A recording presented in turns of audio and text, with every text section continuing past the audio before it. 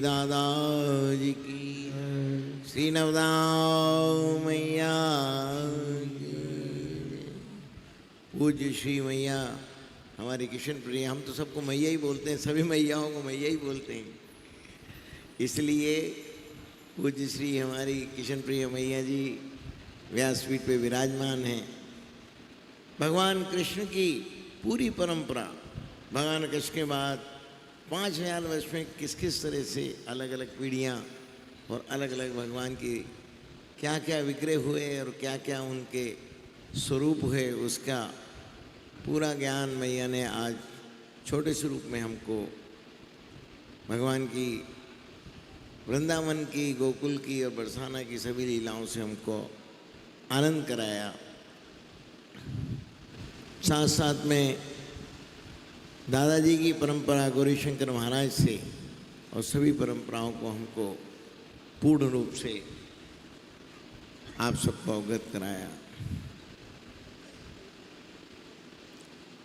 अब मुख्य बात ये है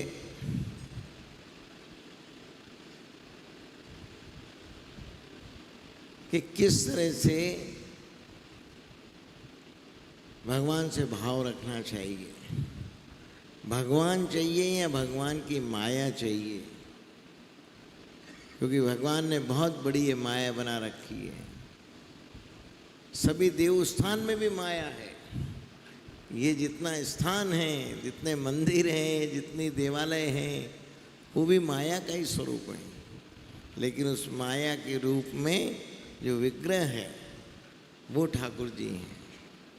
अभी राधा कृष्ण भगवान बन के जो पधारे, लेकिन भगवान का रूप जो था, राधा जी का रूप तो था, लेकिन भगवान का रूप का यहाँ से ऐसा आनंद आ रहा था उनके मुख से जैसे स्वयं भगवान प्रकट हो गए। लेकिन अपनी अपनी दृष्टि की बात है। हमारी दृष्टि, जैसे मैया ने कहा कि भगवान कोई स्वरूप नहीं है, भगवान मन की स्थिति है। हमारे मन में जो भगवान के लिए भाव आता है कि भगवान हैं, ये जिस दिन विश्वास हो जाएगा, उसी दिन भगवान जिस जाप में आप ध्यान करोगे, जिस रूप में आप ध्यान करोगे, उसी रूप में, उसी वेश में, उसी भाव में भगवान प्रकट करके आपके मन को साक्षात्कार कराएंगे।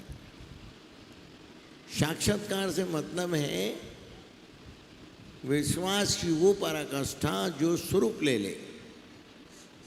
जब विश्वास पूर्ण रूप से होता है, अब इसको समझने के लिए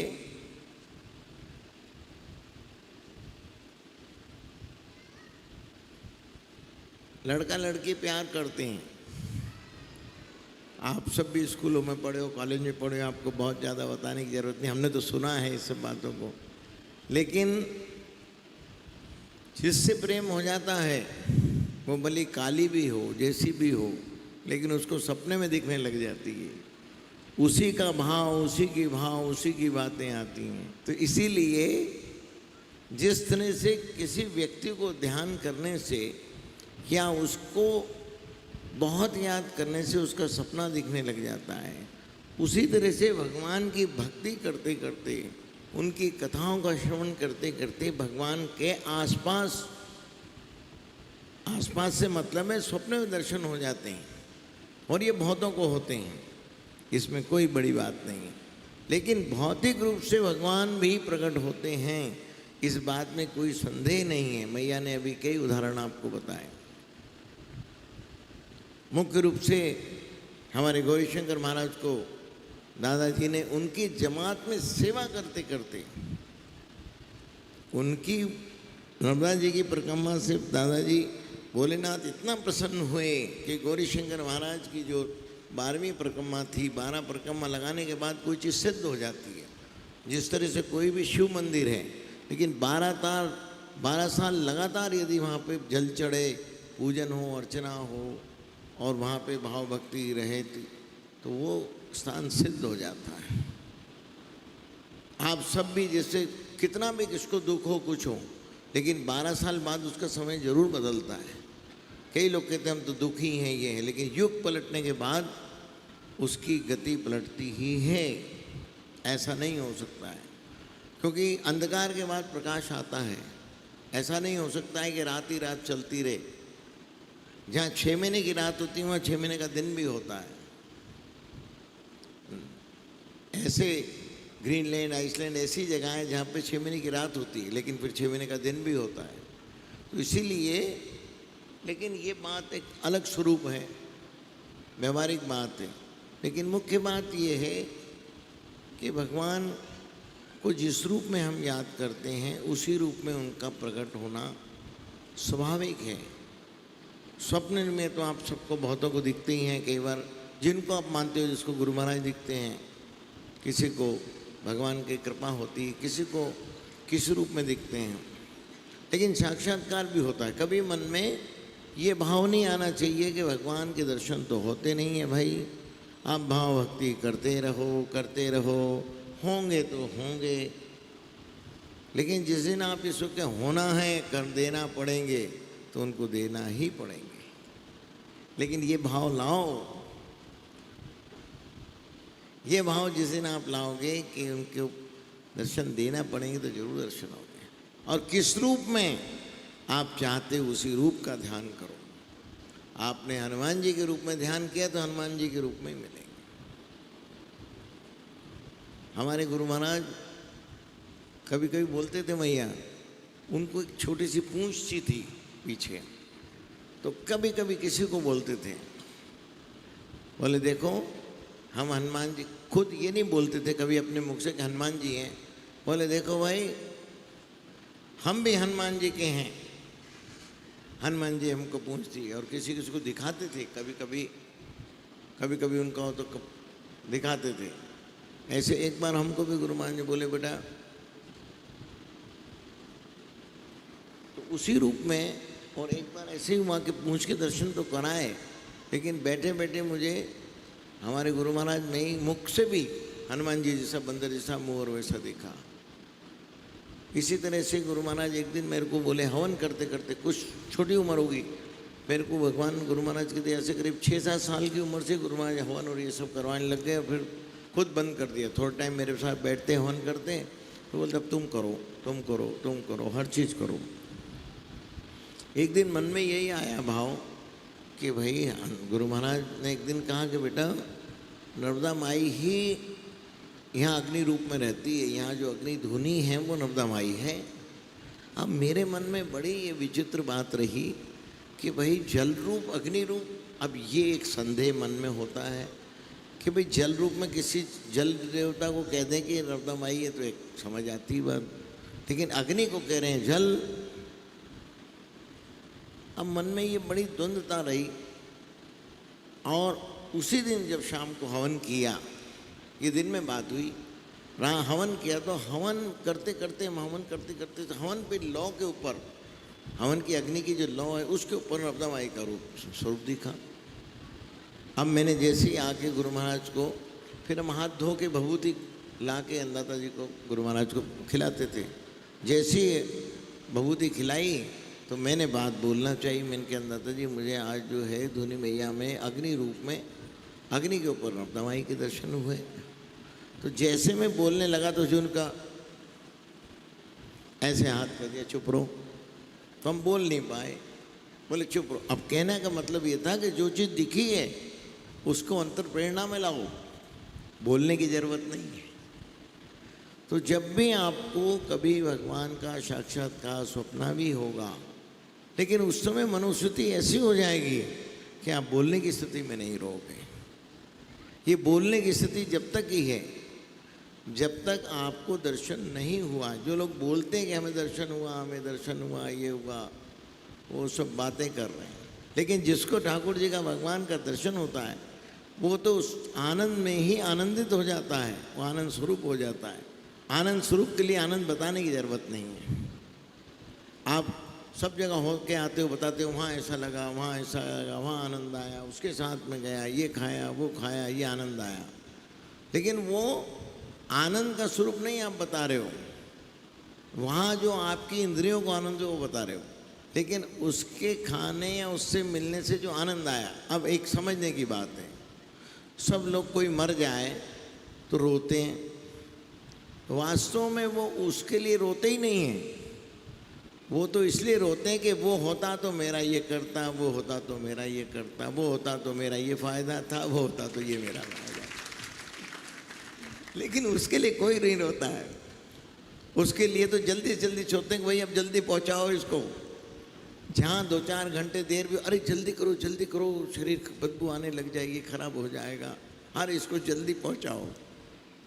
लेकिन हम रोते उसके लिए हैं कि जो उससे सुख था, जो उससे कुछ भी सुख मिलता था, या उससे जो भी घर में बैठे बैठे भी एक पहरेदार था, भाई कुछ नहीं करता था लेकिन पहरा तो दे ही रहा था घर में। बुजुर्ग आदमी घर में बैठे बैठे पहरा तो देते ही हैं, कम से कम जागृत तुम में तो कोई है कि चोर नहीं घुस जाए, इतना तो कर ही रहे थे। तो ये बात का दुख होता है। तो उसी तरह से मन में भैया ने बहुत बढ़िया बात आज बताई कि आप विकल्प क्या करते हैं। जो भैया ने उदाहरण दिया ना कि उन्होंने कहा कि ये मांगो, क्या मांगोगे, तो उन्होंने कहा भाई ये मुझे दे दो, ये दे दो। लेकिन बाद में उन्होंने कहा नहीं भगवान का, बोले ये नहीं मिल सकता है। क्यों नहीं मिल सकता है? कि तुमने पहले संसारिक चीज़ें मांग ली, अब पहले संसार भोग लो, संसार का आनंद ले लो। लेकिन शुरू में ही आप ये मांग लेते कि नहीं मुझे तो प्रभु का दर्शन हो। और हम तो उससे अलग बात आपसे कहते हैं कि बस हम उनके हो जाएं।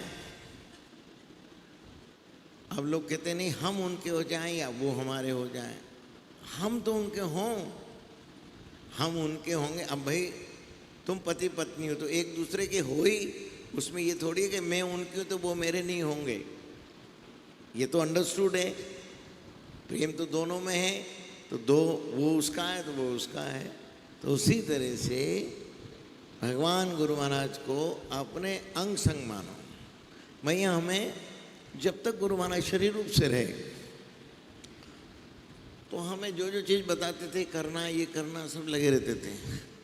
लेकिन गुरु महाराज ने शरीर छुपाने से पहले हमसे 3-4 महीने से बोले हमसे क्या पूछता है,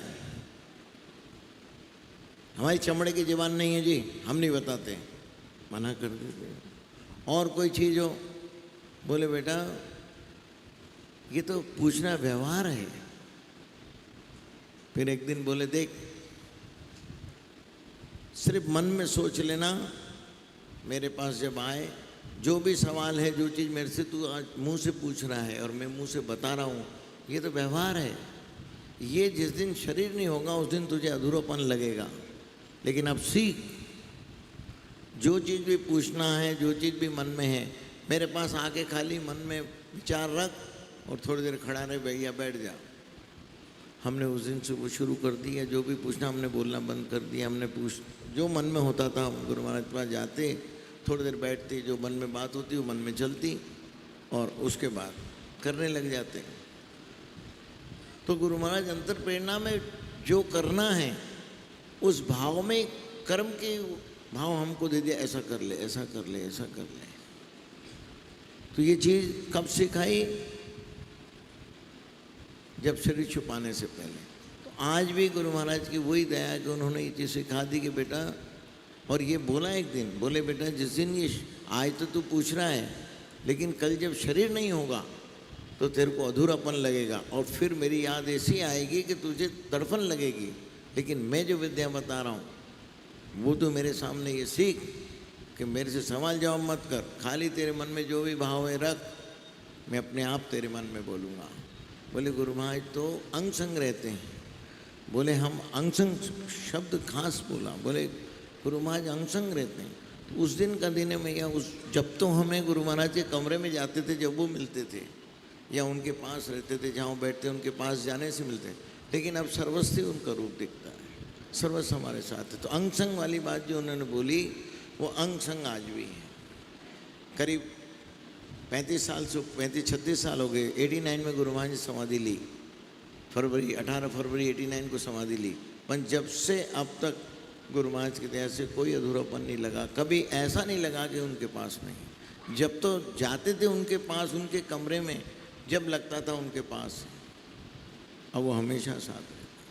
तो आप सबसे भी हमारा निवेदन है कि भगवान के दर्शन के रूप में आप जब जाते हो या अपने मंदिर में जाते हो, जब आप उनके निकट मानते हो, लेकिन आप हमेशा उनको अपने निकट मानो।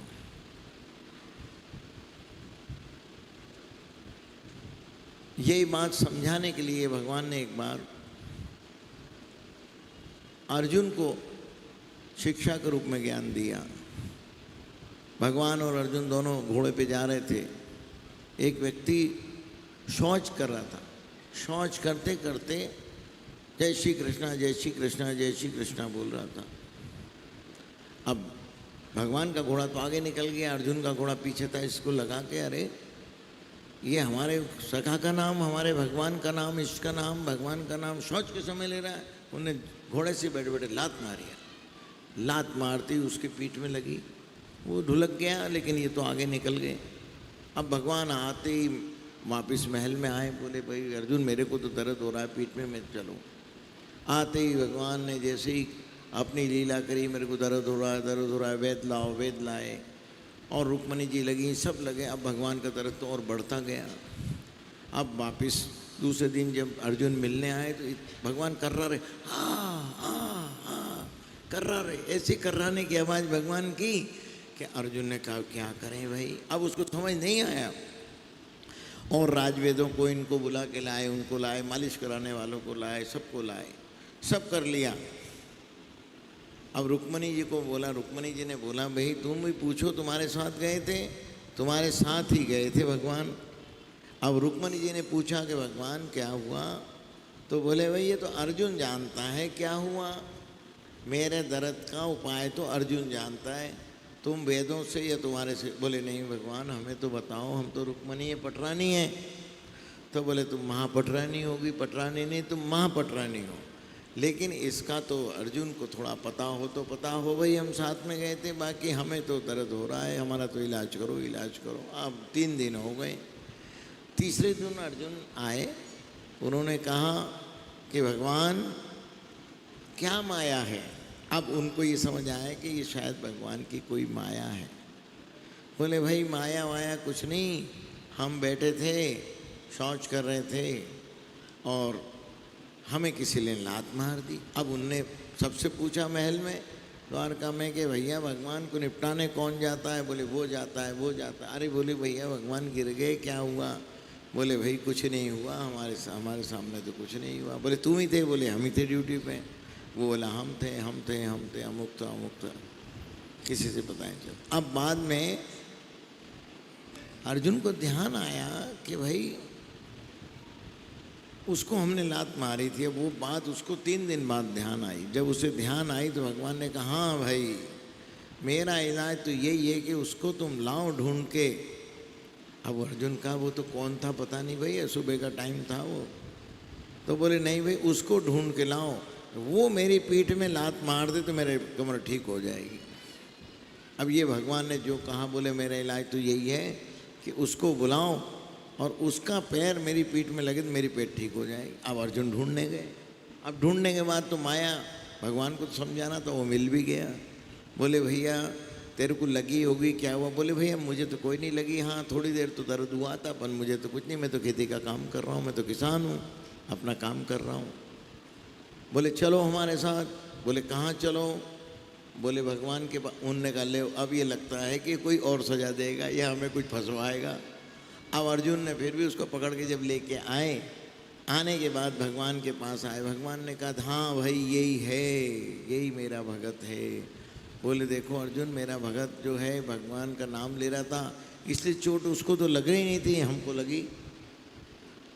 ये उसको दर्शाया कि देख यदि मेरा भजन कोई कर रहा है और मुझे कोई चोट लगी है तो मुझे लगी उसको नहीं लगी। तो उसी तरह से हमारे दुख में, हमारे कष्ट के समय हम जब भगवान का नाम लेते हैं तो वो कष्ट भगवान पे आता है और भगवान को उसको ठीक करना पड़ता है।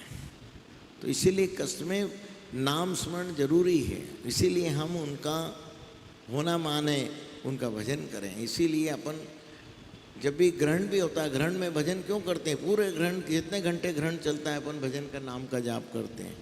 क्यों करते हैं कि ग्रह की मुक्ति हो जाए।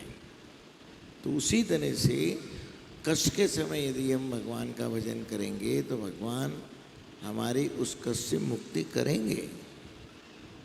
इसीलिए भजन की निरंतरता जरूरी है, उसकी आवर्ती जरूरी है। अब जब भगवान ने कहा कि भैया इसको तो ले आए ठीक है, लेकिन ये मेरी पीठ में पैर मारे जब ठीक होऊंगा मैं, उसके आते कराना भगवान ने बंद कर दिया। हाँ जो कर रहे बस ये बोले दर्द हो रहा है दर्द हो रहा है। अब उसके आने से कराना बंद कर दिया। उन्होंने कहा भैया ये ठीक तो हुए, आंशिक रूप से तो ठीक हो गए। अब अर्जुन का मन और पटरानी जी हमारी रुक्मणी जी का मन नहीं माना कि भाई कोई हमारे भगवान को पैर लगाए, ये हमें सहन नहीं होगा। अब भगवान ने कहा कि अच्छा भैया, तो बोले आप इतना तो ठीक हो गए, हो जाओगे 1-2 दिन में भगवान, पीठ में पैर नहीं लगा देंगे। बोले अच्छा भैया इससे बोलना, तुम कह रहे हो कि थोड़ा ठीक हुआ है तो 3 दिन आइए, 3 दिन आके यदि इससे आने से हो जाएगा तो हो जाएगा। अब वो 3 दिन रोज हाजिरी के लिए आए, भगवान के पास बैठे, मन भगवान का दर्द वापस बढ़ने लग गया और वापस बोले भैया पहले दिन तो कम हुआ था, दूसरे दिन तो बढ़ गया, तीसरे दिन फिर बढ़ गया, तीसरे दिन उन्होंने फिर कराना शुरू कर दिया। हाँ अब भगवान करा रहे हैं। रुक्मणी जी को बड़ी दया आई, क्योंकि रुक्मणी जी का आंतरिक प्रेम है। रुक्मणी जी का भले ही इनके पैर लगाना पड़े, लेकिन मेरे भगवान का दर्द ठीक होना चाहिए। रुक्मणी ने अलाउ कर दिया। अब रुक्मणी जी ने अब कह दिया तो अर्जुन कुछ बोल नहीं पाए, और उन्होंने अर्जुन के सामने ही भगवान की पीठ में जैसे ही उस व्यक्ति ने पैर लगाया, भगवान ठीक। जब अर्जुन को ये हुआ कि नहीं, मैं सखा भाव रखता हूँ, मैं प्रेम रखता हूँ, लेकिन मेरे से बड़ा भी कोई भगत है और मेरे भगवान का नाम पवित्र है, इसलिए वो कहीं भी लिया जा सकता है। इसीलिए आप कई बार संकोचित होते हैं कि रेल में भजन कैसे करें, हम नहाए नहीं हैं कैसे करें। कई बार बुखार होता है, बुखार में आदमी देर से नहाता है, तैयार नहीं होता तो भजन नहीं करता, लेकिन ऐसा कोई बंधन नहीं है। यदि बुखार है, आपने स्नान नहीं किया, या आप ट्रैवल में हैं, ट्रैवल में भजन स्नान नहीं हुआ है, लेकिन अपने समय पे आप अपनी सीट पे भजन कर सकते हैं। भजन का आवर्त, क्योंकि भगवान तो स्वयं पवित्र हैं, उनका नाम लेने से ही पवित्र हो जाता है। और इसीलिए हमारे यहाँ अलग अलग जो हैं ऐसी पूजा और ऐसी व्याधान है कि जो समय के अनुसार कर सकें, सूक्ष्म रूप कर सकें। जैसे विष्णु सहस्त्रनाम किसी का नियम है, लेकिन समय कम है या जल्दी है तो आप पुरुषुप्त करके भी विष्णु सहस्त्रनाम हो जाता है। कोई गीता जी के अध्याय करते हैं, या मान लो इसके दुर्गा सप्तशती के अध्याय करते हैं, तो खाली श्री शुक्ति कर लें। कई लोग रुद्री करते हैं रोज़, लेकिन रुद्री ब्राह्मण होने से रोज़ करना जरूरी है, और मन नहीं मानता है पूरा करे, और लेकिन ऐसा समय का अभाव है तो खाली नील शुप्त कर लो, नमस्ते रुद्रवन्यम बहुतो के गुणा बाहु में अमुत्ते नमः, इतना 16 मंत्र कर लो, उससे भी रुद्री हो जाती है। तो इसीलिए हमारे यहाँ अलग अलग विधि बनाई है हमारे यहाँ जो है। तो इसीलिए भगवान से प्रेम और भगवान की, क्योंकि भगवान को पाना और भगवान का रूप को जानना दोनों अलग अलग बात है। ये इस तरह से समझने के लिए है कि आप मिठाई की दुकान पे जाओ और ये देखो ये क्या है, बोले गुलाब जामुन है, ये पेड़ा है, ये है। अब वहाँ रखा था खाजा, उस व्यक्ति ने पूछा ये क्या है, बोले खाजा, तो वो खा गया। अब खा गया तो उसको खाजा का पता चल गया। अब दुकान वाले ने पैसे मांगे कि भैया तुमने खाजा खाया है, पैसे दो। तो बोले तुमने कहा था खाजा, तो मैं खा गया। अरे बोले इसका नाम खाजा है। तो इसीलिए आप भगवान का नाम नाम नाम ना भगवान, लेकिन भगवान नहीं पाना है आपको, भगवान की लीला को पाना है। तो मैया ने कैसा बताया कि भगवान की लीला को पाओगे, वो मांगोगे तो फिर वही मिलेगा। उसमें तो भगवान बोल देंगे अच्छा मेरे को लिस्ट दे जा। भैया आजकल के समय में जैसे होता है ना, आपके आईटी वाला कोई भगवान से मांगेगा तो पूरी एक कंप्यूटर की चिप बना के दे देगा कि भगवान ये होना ये होना ये होना ये होना। तो भगवान के तथास्तु जाओ, होता रहेगा समय से, और होएगा, नहीं होगा ऐसा नहीं है। लेकिन भगवान नहीं मिलेंगे। लेकिन हमें भगवान की प्राप्ति होना चाहिए, भगवान हमारे हो जाएं, गुरु महाराज हमारे हो जाएं। अब कोई पारस पालेगा तो सोना तो अपने आप बनने लग जाएगा, तो उस पारस को पाओ। तो इस भगवान को पाना चाहिए, भगवान से मिलन हो जाए, भगवान की मन में भक्ति बस जाए, बस यही होना चाहिए। मांगना यही चाहिए कि आप हमारे, हम आपके। तो ये भगवान की कृपा, गुरु महाराज की कृपा के लिए ही यहाँ पे कथा आप सब श्रवण कर रहे हैं, आनंद ले रहे हैं। अब वही भगवान की प्रसन्नता, और दादाजी खूब प्रसन्न हो भोलेनाथ के रूप में, इसलिए अपन सब रोज ही करते हैं। कथा के बाद रोज भी भजन सत्संग के बाद भी शाम को होता है, हर दरबार में होता है। तो अब अपन सब शिव महिमन करेंगे, क्योंकि भगवान का भोग लग रहा है। आप सब भोग लगते हुए भूख लग रही होगी, तो इसलिए अपन जल्दी महिमन शिव तांडव कर लेते हैं। गजाननं भूतगणाधिसेवितं कपितजम्बो फलचारुभक्षणं उमा सुतं हविनाशकारकं नमामि। मूदर को स्वरपाद पंकजं नमामि, विघ्नेश्वर पाद पंकज। आप सब मुख जो हैं व्यासपीठ की तरफ हैं, हमें व्यासपीठ को मान्यता देना है। देखो व्यासपीठ ऊंची होने से हम भी उसके नीचे बैठे हैं, तो इसलिए व्यासपीठ की तरफ ही मुख रखिए। ऐसा है कभी कभी जो टीचर होता है वो बोर्ड पे लिखता है आ और बोलता है ई, लिखेगा बोर्ड पे आ और बोलेगा ई, तो आपको ई नहीं बोलना है, आ बोलना है। तो उधर मुख रखिए, हमारी बात श्रवण करिए और देखिए उधर, ध्यान उधर रखिए ठाकुर जी की तरफ। श्री पुष्पदंतो महिन्मा पारंते परम विदुषो यद्दतन्ति स्तुतिर्ब्रह्मादीनामपि